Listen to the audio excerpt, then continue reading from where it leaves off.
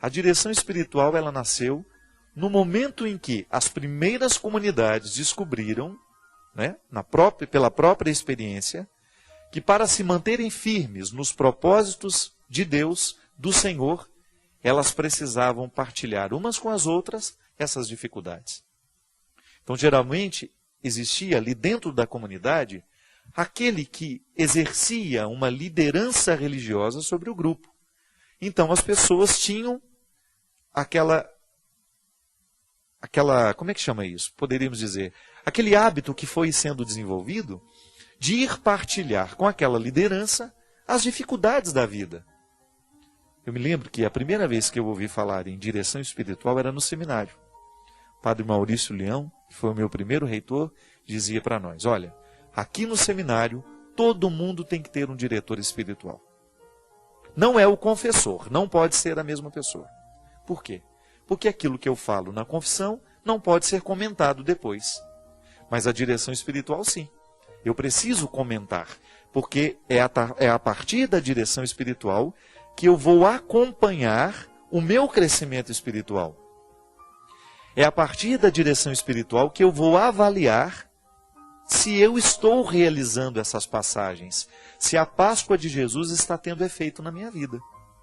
Então é o momento em que eu vou falar das minhas misérias, falar das minhas vergonhas, falar também dos meus êxitos, das minhas vitórias e estabelecer metas para este crescimento.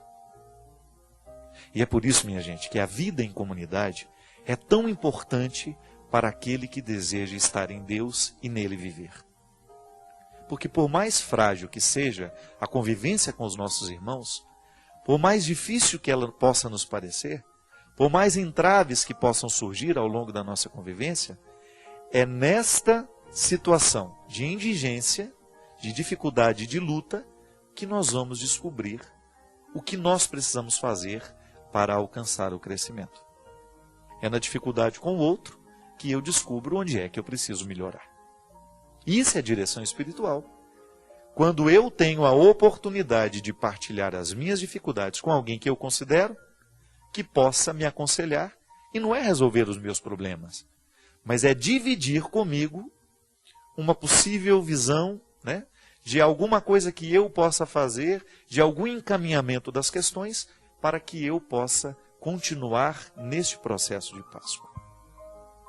E é por isso que eu fico muito feliz, e não tenho medo de dizer, que de tudo aquilo que eu faço como padre, de todos os meus trabalhos como comunicador, o meu trabalho mais eficaz, o trabalho que realmente eu sinto que tem muito fruto, é este programa. Eu posso dizer para vocês que a satisfação que eu tenho de saber que, nesta partilha, a vida de muita gente se torna melhor e que a minha também fica melhor, por causa daquilo que nós falamos, por causa daquilo que nós escutamos, aquilo que nos incomoda, aquilo que incomoda você aí do outro lado, e que você fala, de repente, de uma reflexão que a gente fez aqui, de uma palavra que nós dissemos, de um testemunho que a gente ouviu, de uma partilha que foi feita através de um e-mail, de uma carta, você possa descobrir que, na sua vida, existem coisas a serem feitas para que este processo não cesse. A dinâmica do programa de direção espiritual é a mesma que motivou os israelitas a saírem do Egito, a abandonarem a escravidão para alcançarem a terra prometida. É isso que eu desejo aqui. Que eu, que você, que nós tenhamos a oportunidade de nos livrar das nossas escravidões. A gente vai ficar muito melhor se a gente for menos escravo. A gente vai ficar muito mais saudável, a gente vai ficar muito mais agradável para o mundo, para as pessoas que estão com a gente, se a gente tiver disposição de mexer nos nossos defeitos. Se a gente não tiver medo de encarar de frente as nossas fragilidades. E ao fazer isso, alcançar esse crescimento, o mesmo que a criança alcança quando ela é bem educada. Obrigado pela oportunidade que você me deu de mais uma vez conversar com você, de entrar na sua casa, de entrar na sua vida. Derrame sobre todos nós a bênção do Deus Todo-Poderoso, Ele que é Pai, Filho e Espírito Santo. Amém.